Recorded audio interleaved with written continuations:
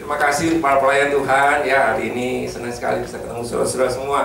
Terima kasih untuk tim Praise and Worship, semua pelayan-pelayan Tuhan ya, boleh tepuk tangan. Iya, ini dengar. Juga yang di belakang sana ada yang melayani sekolah minggu, mungkin nggak dengar, tapi kita kasih apresiasi ya, kasih tepuk tangan para pelayan Tuhan luar biasa ya.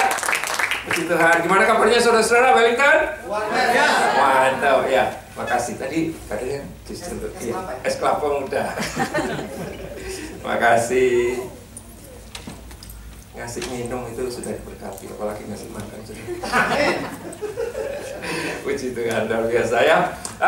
Senang kembali bisa ada di Wellington di sini saudara-saudara. Kali ini perkenalan sedikit, mungkin orang lama sudah bosan ya kalau saya perkenalan itu lagi. Tapi mungkin ada yang baru ketemu saya hari ini. Saya aslinya dulu Wellington loh. Saya ke Wellington 2008. Waktu itu cuma sama istri saya.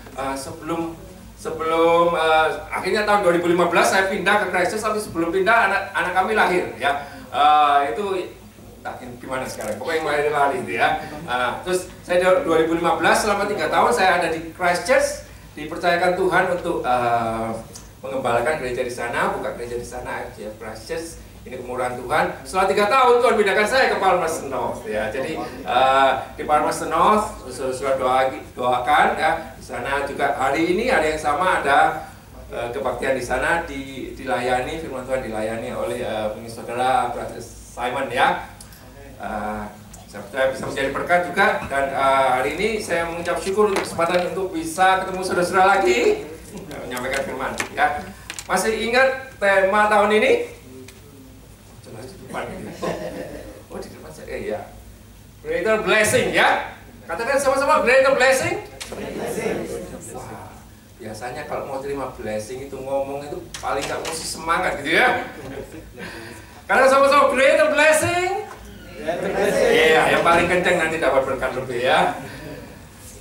Saya percaya kita semua ini yang dengar namanya blessing ya, itu pasti mau ya, senang ya, amin.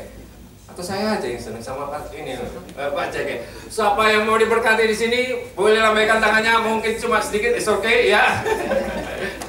Ya, saudara-saudara, 2 bulan yang pertama ini kita sama-sama belajar tentang untold blessing ya.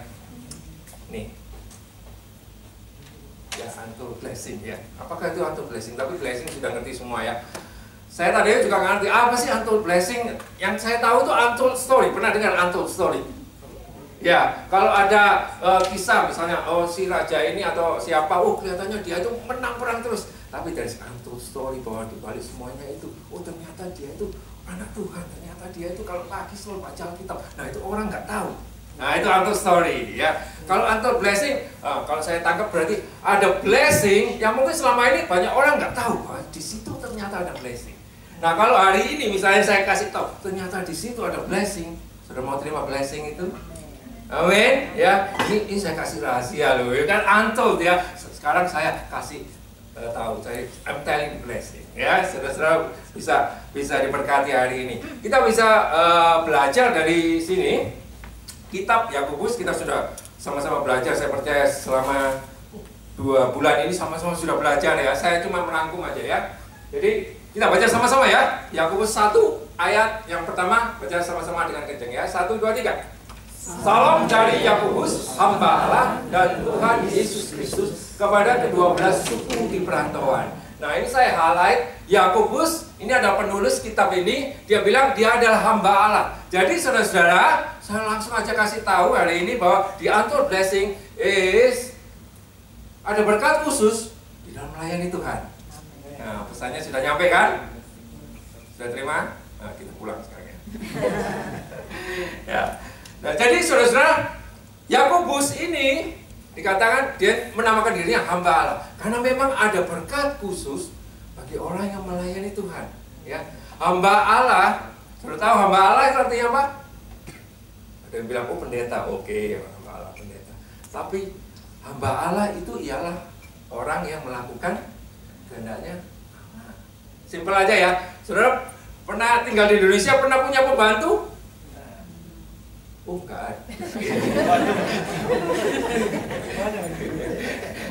saya nggak enak ngomong, oh di Indonesia jadi pembantu semua. Enggak ada yang punya pembantu, saya juga nggak punya. Tapi Melisa istri saya punya banyak pembantu. Nah kalau disuruh dia lakukan kehendaknya bosnya, nggak mungkin pembantu tiba-tiba lari. Dari mana? Dari mana? Diam. Dari tetangga sebelah ngapain? Motong rumput tetangganya sebelah gitu kan, nggak mungkin ya. Karena dia bukan hambanya tetangga, dia hamba kita, jadi kita bayar, dia melakukan kehendak kita. Kalau kita jadi hamba Allah, saudara mau jadi hamba Allah? Saudara melakukan kehendaknya Allah? Atau kehendaknya sendiri? Atau kehendaknya siapa lagi? Ya hari ini saudara, kalau saudara mau terima berkat Allah, jadi hamba Allah, yaitu melakukan kehendak Allah. Ayo kita sama-sama belajar dari penulis ini, Yakobus, dikatakan dia bilang dia hamba Allah, ya.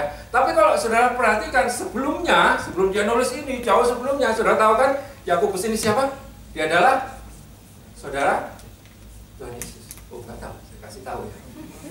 Dia adalah saudaranya Tuhan Yesus. Nah saudara-saudara, ya. Nah menjadi saudaranya Tuhan Yesus sebenarnya itu adalah blessing, ya. Kenapa?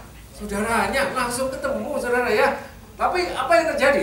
Coba kita baca ya di Yohanes 7 dikatakan gini. Kita baca sama-sama aja ya. 1, 2, 3.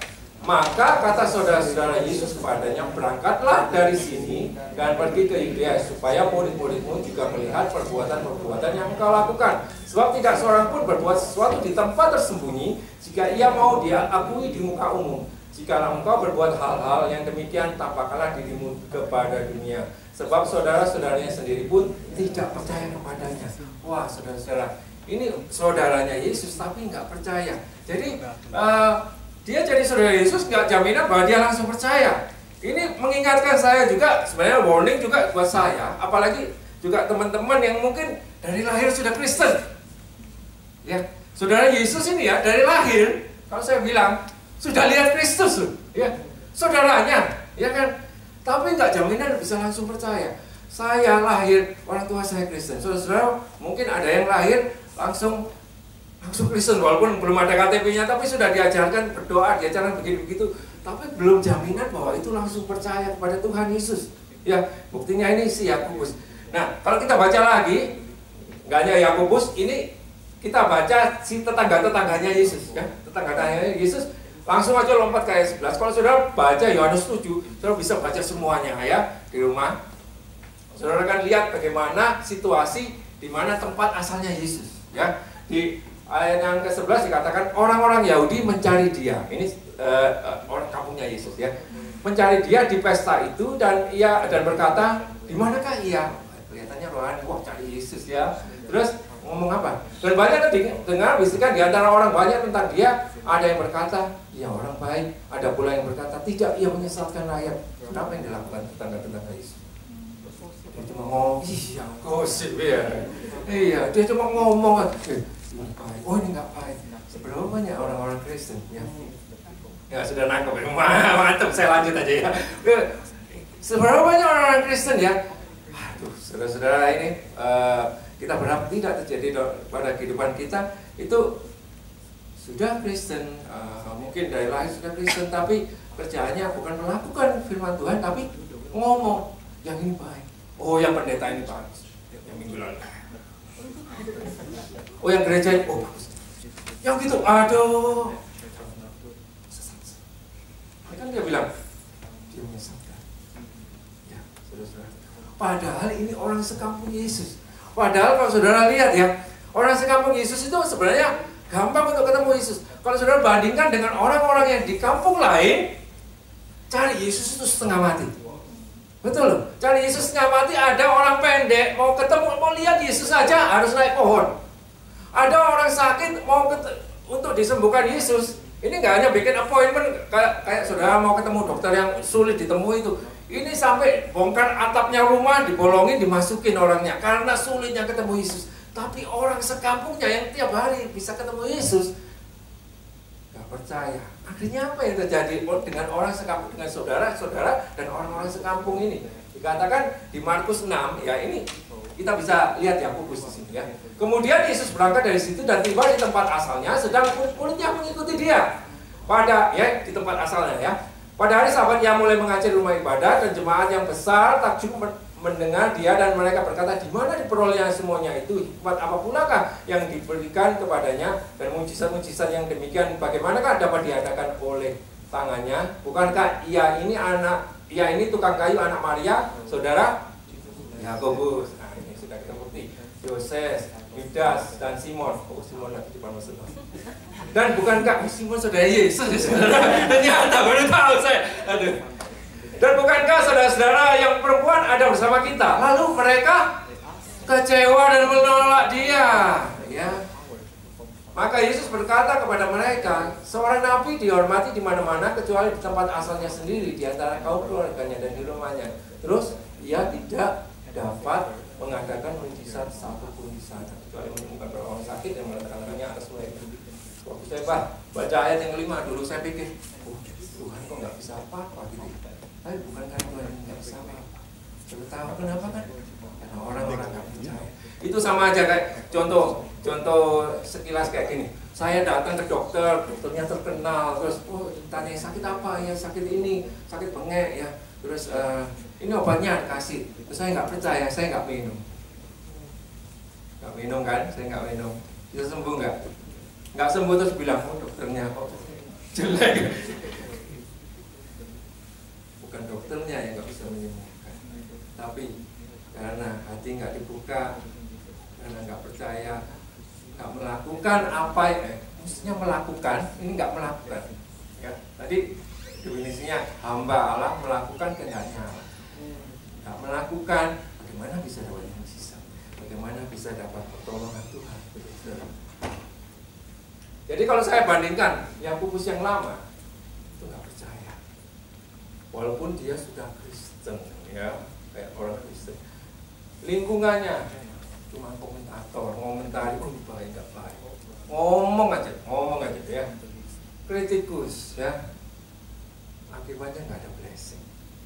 Suasana kayak gini, kalau gereja isinya cuma ngomong yang ini kurang, yang itu sesat, bla bla bla, no blessing. Tapi puji Tuhan si Yakobus ini berubah, akhirnya dia percaya dan dia menjadi hamba Allah. Dia pelaku firman, hamba Allah, dia melakukan firman, akhirnya diberkati. Ya, ada di sini berkatnya, saudara. Antur blessing. Ketika kita melakukan kehendak Allah, kita jadi hamba Allah, sudah terima berkat. Ya, amin. Nah, saudara-saudara, sedikit kesaksian ya. Saya kan cerita tadi, saya asalnya dari Wellington. Ya. Pada waktu saya lihat Wellington ini sudah berapa tahun? 8 tahun ya. Puji Tuhan. Boleh kasih tepuk tangan dulu dong. 8 tahun kepada saya. 8 tahun yang lalu beda guys sekarang. Dibandingkan sekarang. Beda jauh ya. Jauh.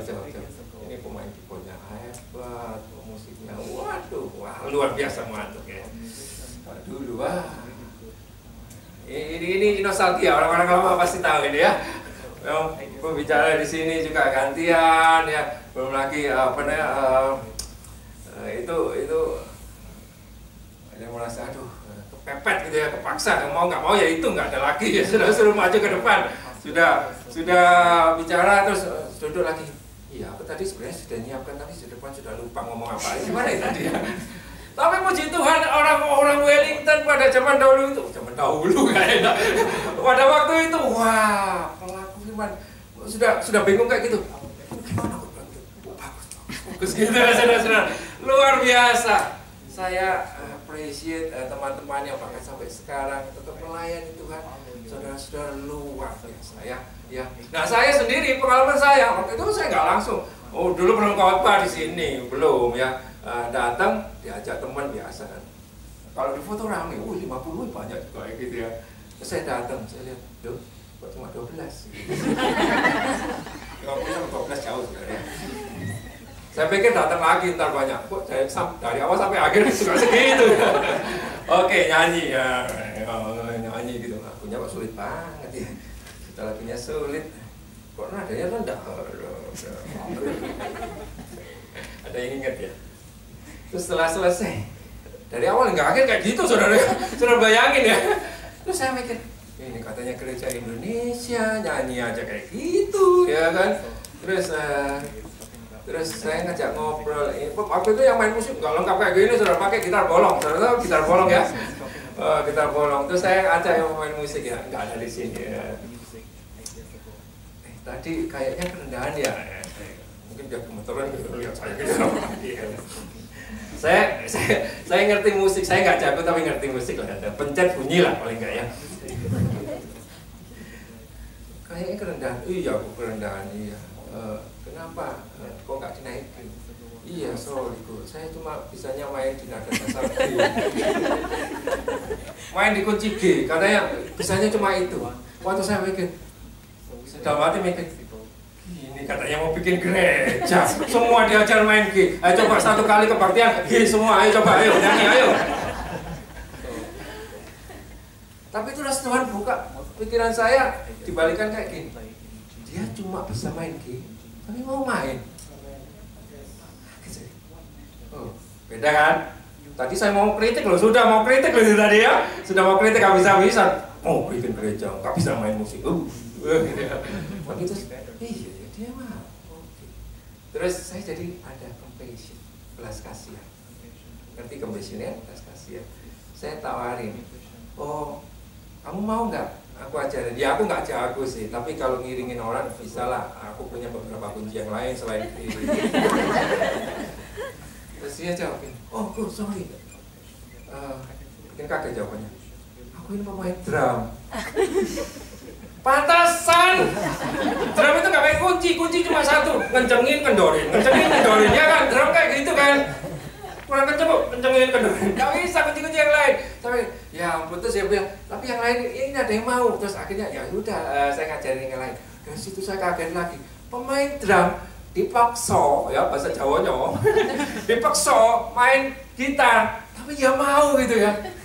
Wow, akhirnya ya itu loh saudara. Tadinya maunya kritik, jadi kritikus, ya. Tapi saya mau melakukan firman, saya ngajarin. Sekarang yang main lebih jago dari saya. Woi, tepuk tangan dulu buat yang main. Saudara-saudara, saya bersyukur ya gereja ini bisa berdiri karena ada orang-orang yang nggak hanya mau ngomong baik buruk, tapi mau melakukan. Terus melakukan ya, saudara-saudara. Nah, ada berkat khusus bagi orang yang melakukan. Ada berkat khusus bagi orang yang melayani Tuhan. Nah, seringkali saudara, orang ini saya lanjutkan ya, saudara pernah belajar ini pasti. Nah, ada tentang humility. Pasti saudara berpikir, apa berkatnya orang melayani Tuhan? Ya. Saudara, saya mau sampaikan kepada saudara-saudara bahwa ada beda antara orang yang melihat pelayanan itu sebagai tugas dan melihatnya sebagai kepercayaan. Orang yang melihatnya itu sebagai tugas, dia akan fokusnya kepada, lihat dari fokusnya. Ya fokusnya kepada apa? Tugas. Dalam hal apapun ya, baik di pekerjaan, pelayanan dan sebagainya. Dia melihatnya sebagai tugas, dia akan fokus pada tugasnya.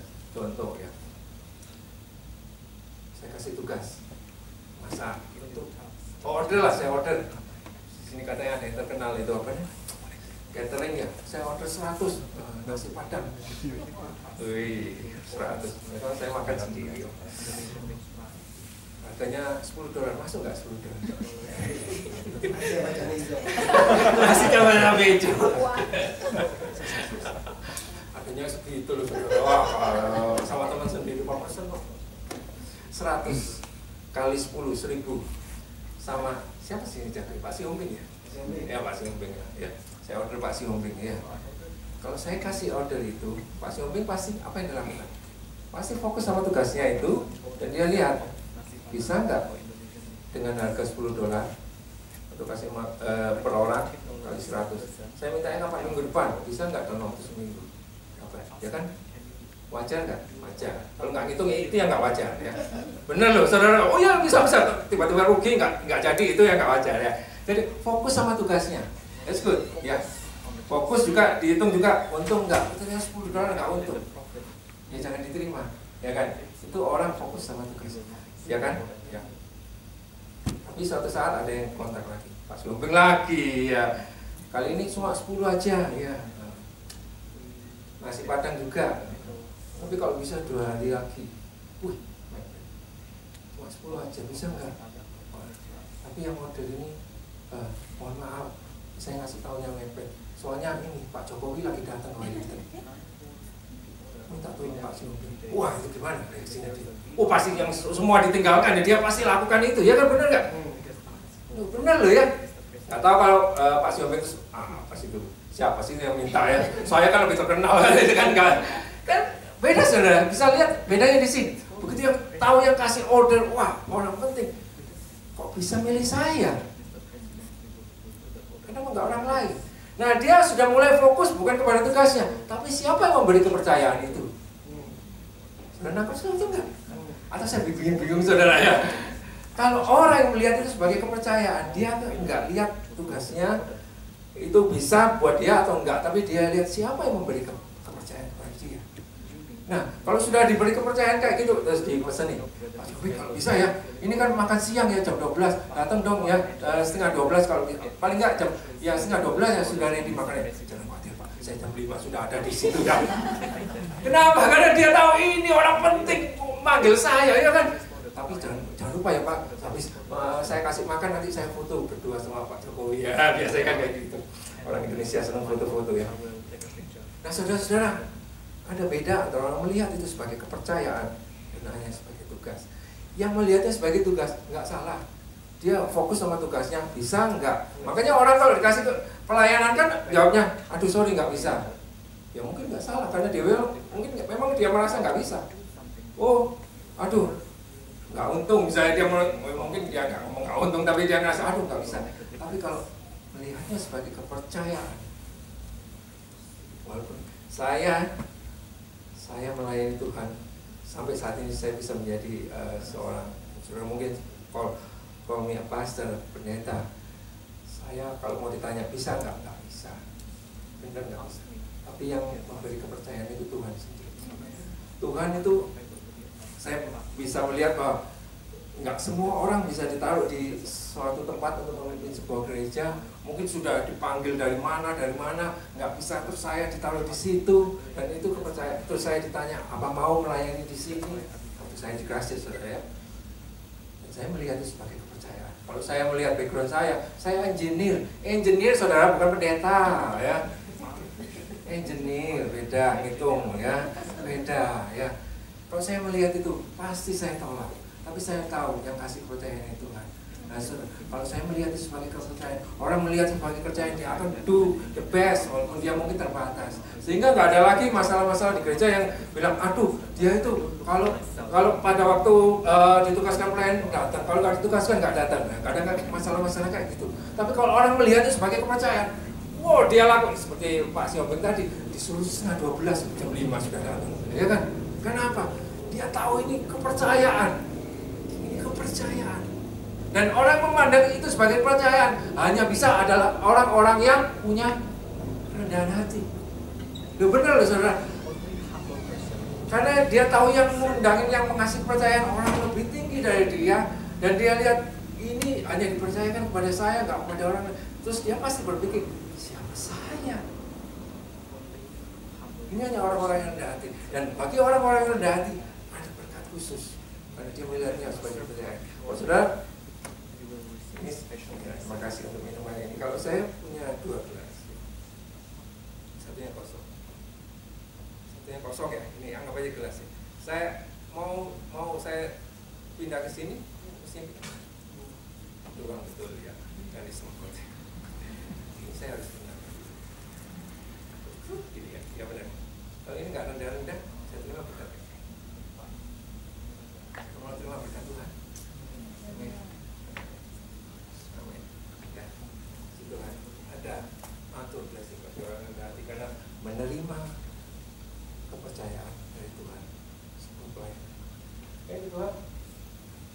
Nah, ini kita baca ya berikutnya. Saudara sudah belajar ini juga beberapa minggu yang lalu. Katakan Yakobus 1 ayat kedua dan sampai keempat dikatakan, saudara-saudaraku, anggaplah sebagai suatu kebahagiaan apabila kamu jatuh ke dalam berbagai percobaan, sebab kamu tahu bahwa ujian terhadap imanmu itu menghasilkan ketekunan, dan ketekunan itu memperoleh buah yang matang supaya kamu menjadi sempurna dan utuh dan tak kekurangan suatu apapun. Masih ingat ini topiknya apa? Mungkin orang-orang ini ya, trial ya, joy in trials ya. Saudara-saudara, saya mau bagikan sesuatu. Ketika sudah menerima pelayanan, menerima apapun, saudara tahu nggak ya? Tuhan itu mempercayakan sesuatu kepada kita biasanya ya, saudara. Itu sesuatu yang kecil. Kecil. Sekali lagi, kecil. Tapi potensinya besar. Sudah bedakan ya. Ini kecil, tapi potensinya besar. Ada yang percaya 1 talenta, potensinya bisa menjadi 2 talenta. Tapi 2 talenta, ada yang percaya 5 talenta, besar kan? Tapi potensinya lebih besar lagi, bisa menjadi 10 talenta. Saudara, Tuhan mempercayakan sesuatu kepada Anda. Itu artinya ada potensi yang lebih besar dari apa yang Anda terima sekarang. Ya, amin.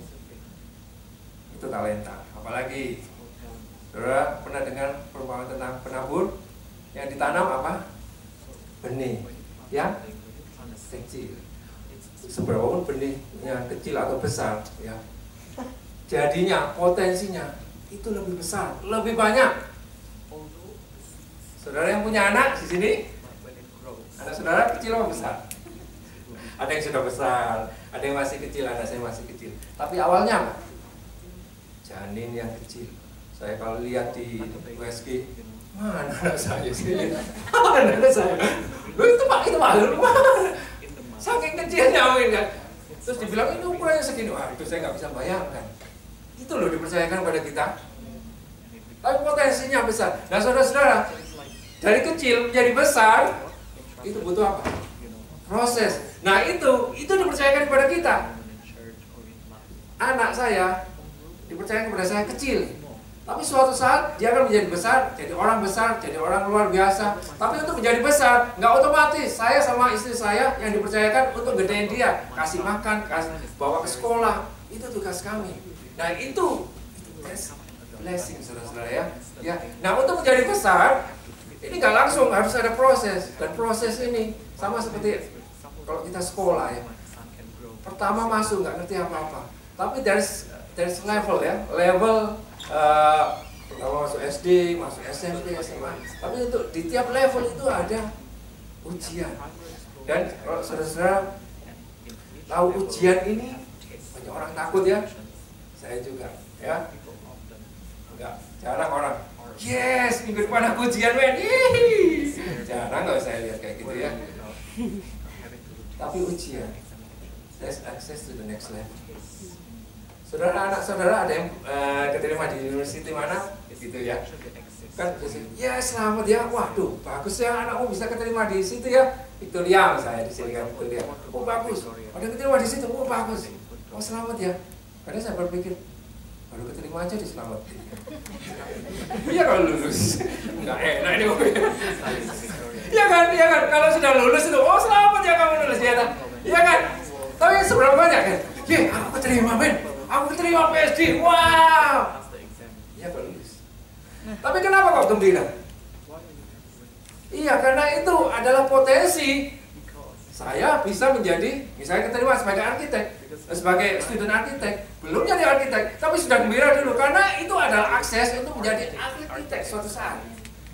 Ya saudara-saudara, makanya ada blessing di situ ya saudara-saudara. Jadi kalau masuk trials, masuk ujian, itu sebenarnya akses untuk naik, untuk mencapai tujuan. Ya. Jadi kalau menghadapi ujian, nah saudara-saudara, ini juga saya alami. Saya pelayanan di Palmer sudah kecil, ya. Ini berbagi sedikit aja. Yang layani 3 keluarga, belum lagi 1 rencana mau pindah. Wah, sudah kecil lagi saudara. Saudara berapa keluarga nih banyak nih? Ya. Ada yang bersuka cita. Ya kita kan memang selalu memberkati tempat-tempat lain gitu. Ya saudara-saudara. Nah, yang dikasih makan banyak, baik makanan jasmani, rohani, saudara ya. Terus terakhir saya dengar kabar tempat yang biasa kita pakai, yang saudara pernah ke sana, bagus itu tempatnya ya. Kita dapat free, paling pas kita kasih donasi, kita kasih laku. Saya dapat kabar terakhir, nggak bisa dipakai lagi. Pusing nggak? Tapi terus saya diingatkan, saya Tuhan ingatkan saya. Ini waktunya kamu naik ke next level ya, saudara. Ya, tepuk tangan dong. Kamu bisa ya sama saya, gitu dong. Iya kan, kayak yang tadi itu yang kamu kunci nggak apa-apa, ayo ya, gitu kamu bisa ini ya, gitu loh, saudara-saudara ya. Karena ini akses to the next level. Saya dikasih pandangan yang beda bahwa oh iya ini berarti akses to the next level. Amin, saudara-saudara. Nah, kalau kita tekun, kita tahun uji, kita mau naik ke next level tekun, saudara dikatakan di sini berbahagialah orang yang bertahan dalam percobaan, yang bertahan dalam ujian, yang ngerintis gereja tapi nggak boleh dipakai tempatnya, berbahagia, ya, berbahagia, gitu ya, saudara. So, apabila ia sudah tahan uji, ia akan menerima mahkota. Nah, ini lalu pasti saudara sudah belajar. Ia akan menerima mahkota kehidupan yang dijanjikan Allah kepada barang siapa yang mengasihi Dia. Lalu temanya apa? Ya, ini saudara. The Victor's Crown. Kalau katakan mahkota hanya untuk pemenang. Hadiah reward itu hanya untuk pemenang. Ya. Kalau kita tahan uji, saudara sekolah tahan uji, ujian berhasil, saudara akan terima sertifikat, saudara akan terima, saudara graduation, ya. Saya mau katakan sudah penutup ya. Mahkota hanya untuk pemenang. Ya. Mahkota hanya untuk pemenang. Saudara pernah? Saya tahu di sini cowok-cowok suka main bola ya. Iya, pemain bola, saudara. Pasti kita pingin menang. Bagaimana syaratnya menang? Kembali, mahkota hanya untuk pemenang. Saudara mau menang? Mau menang? Mau menang? Amin. Gimana caranya? Amin, amin. Tapi gimana caranya? Ya kan? Oh dia. Gimana ya caranya? Gimana caranya? Ayo. Bertanding. Iya. Lupa orangnya. Bertanding. Iya, bertanding. Bertanding. Betul. Latihan bagus. Yang lain juga bagus. Tapi kalau sudah latihan dan semuanya terus lupa daftar ikut perlombaannya. Wah, saya sudah latihan. Wah, jago saya gol semua. Pendaftarannya sudah tutup. Harus bertanding ya, bertanding. Kita main apa, 17-an atau main apa ya. Walaupun saudara juara nasional, tapi nggak ikut pertandingan 17-an ya, nggak dapat ya. Nggak dapat hadiah ya. Harus bertanding. Ya, saudara siap bertanding? Amin, saudara. Nah, bertanding, saudara kalau lihat di lapangan ya, di lapangan, yang bertanding itu kan yang main di situ kan ya, misalnya main bola. Yang di lapangan itu biasanya cuma ada dua pihak ya, yang main sama yang nonton ya, ya benar nggak ya? Yang main sama yang nonton. Kalau yang nonton biasanya ngapain? Ya teater, oh, ya ada yang biasanya komentarin, bener ya? Ya, saya juga. Soalnya saya jarang main, yang komentari terus. Tahun lalu nonton All Black. Ya, mestinya dilempar ke kanan. Wah, nggak bisa itu. Kalau nggak bisa, bilang dong, saya ganti. Ngomentarin aja ya kan, ngomentarin. Tapi suruh main belum tentu bisa. Nah, saudara-saudara, saya mau katakan, saudara-saudara, ayo ambil peran sebagai pemain, bukan hanya penonton. Ya, amin. Pemain. Supaya apa? Supaya bisa menang. Nggak ada ceritanya penonton, walaupun dia jagoan apapun, dia jadi pemenang, nggak ada. Nggak ada, ya. Walaupun dia bilang, oh nggak bisa gitu, dia nggak akan dapat piala apa-apa. Harus main. Harus main, ya. Main, ya, saudara-saudara. Nah, penonton ini fokusnya biasanya pemainnya dikomentari, kurang ini, kurang itu. Tapi ada juga penonton yang support ininya, itu bagus itu. Go, ya. Nah, saudara-saudara, sebenarnya penonton itu bukan bagian kita sih, saya mengatakan. Kita itu mestinya pemain. Penonton itu siapa? Either malaikat atau iblis. Bener loh. Ya, kalau saudara lihat dikatakan di Alkitab satu orang bertobat, malaikat di surga. Nah, saya mau kasih tahu kayak gini, saudara. bedanya penonton sama pemain. Fokusnya penonton itu adalah yang main, tapi fokusnya pemain itu apa? Bolanya, benar nggak? Saya kadang mikir ini orang-orang ini apa nggak punya duit atau gimana, bola satu kok direbutin orang 22 gitu kan? Tapi mereka tuh fokusnya bolanya untuk apa? Bisa gol.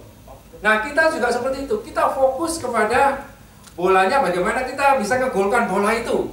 Bukan fokus pada orang-orang lain. Oh ini kita ngomongin. Saudara kalau lihat orang main bola, dia nggak akan sempat komentari orang ini, orang itu. Tapi dia akan fokus sama bolanya lari kemana. Kalau kita melayani Tuhan, kita melakukan firman Tuhan, kita fokus dengan apa yang Tuhan perintahkan kepada kita untuk kita lakukan. Ya. Nah yang penontonnya sebenarnya yang nyorakin kita, yang kasih support itu sebenarnya malaikat-malaikat. Karena ketika satu orang bertempat, ketika kita melayani Tuhan sampai ada satu orang dibaptis ya. Itu malaikat, saya cuma membayangkan ya, misalnya waktu saya kan di situ ya, oh saya percaya dalam nama Tuhan Yesus, kita dibaptis dalam nama Tuhan Yesus, amin ya, malaikat di surga langsung teriak, go, kayak gitu saudara ya. Lu sepi, waduh kasihan, mestinya teriaknya kayak gitu saudara ya. Satu orang bertobat, yang main, saya pernah nonton bola kayak gitu sih, memang kayak orang aneh sih, itu nonton gitu, lalu begitu masuk, ya. Gitu ya, memang aneh kalau sudah rekam ya. Tapi memang itu yang terjadi, benar ya, sering aneh ya kan. Gitu. Malaikat di surga itu mungkin kayak gitu. Ketika satu orang bertobat, satu orang dibaptis, teriakannya luar biasa. Ya. Dan siapa yang bikin dia bisa dibaptis? Karena kita orang-orang yang bisa ngegolkan itu. Kita fokus sama bola, kita ngegolkan. Amin, saudara-saudara. Nah, ada komentator tadi, itu tugasnya siapa sih? Iblis, benar. Saudara, itu ada ayatnya. Dia mendakwa kita siang dan malam. Dia bilang, ini kurang panjang, ini kurang pendek, pendetanya kurang gendut, pendetanya kurang kurus. Aduh, apa aja ya yang dia ngomong. Benar, saudara. Itu tugasnya iblis. Jangan ambil tugasnya iblis. Kehabisan tenaga kita. Kita fokus untuk ngegolkan bola supaya dapat mahkota. Amin. Saya percaya hari ini Tuhan bicara sama kita. Hari ini lebih lagi saudara akan lebih fokus untuk menegurkan. Karena di sini dikatakan ayat yang terakhir Matius 24, blessed is that servant. Ada berkat kan? Berkat bagi pembantu tadi yang his master when he comes will find so doing. Ketika dia lihat pembantunya tadi, ketika dia datang lagi kerja, lagi main bola, lagi ngegolkan. Ya. Apa yang akan dia berbuatnya? Assuredly, I say to you that he will make him ruler over all his goods. Artinya, aku akan percayakan kepada dia apa yang aku punya. Sekali lagi bilang, kepercayaan. Kepercayaan. Jadi, mulai sekarang, ya, kalau sudah itu bagus. Kalau sekarang hari ini sudah mendengarkan firman Tuhan, sama-sama kita belajar. Apa yang kita terima itu kepercayaan kepada Tuhan. Suatu saat kita kembalikan kepada Tuhan. Tuhan, saya sudah kembalikan, saya sudah do my best. Ini saya dapat mahkota. Tapi nggak ada mahkota bagi penonton. Baik, silakan main musik.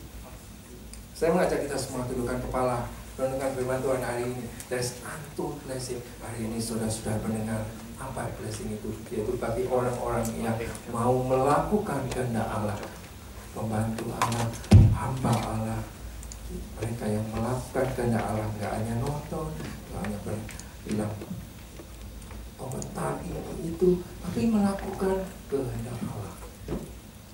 Nggak semua harus jadi pendeta, tapi setiap orang yang melakukan apa yang Tuhan suruh ada blessing. Dan Tuhan, ketika Tuhan menyuruh, itu ada sebuah kepercayaan. Ketika itu perintah itu datang kepada kita, kita mesti lihat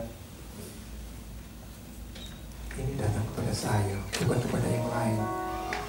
Ketika kepercayaan itu, tugas itu datang kepada kita, kepada saya mesti berpikir, iya ya, kok bisa Tuhan kasih kepada saya, bukan kepada yang lain. Pada yang lain mungkin lebih jago, lebih bisa, lebih mampu. Hari ini saudara-saudara, karena Tuhan mengasihi kita, karena Tuhan memang inginnya mau memberkati kita terus. memberkati kita terus. Bahkan mahkota sudah Dia sediakan bagi yang melakukan kehendaknya. Padahal kalau kita lihat diri kita, kalau kita bisa selamat itu aja sudah kita bersyukur. Tapi Tuhan masih memberikan mahkota upah bagi orang yang melakukan kehendaknya. Renungkan firman hari ini biar menjadi nyata dalam kehidupan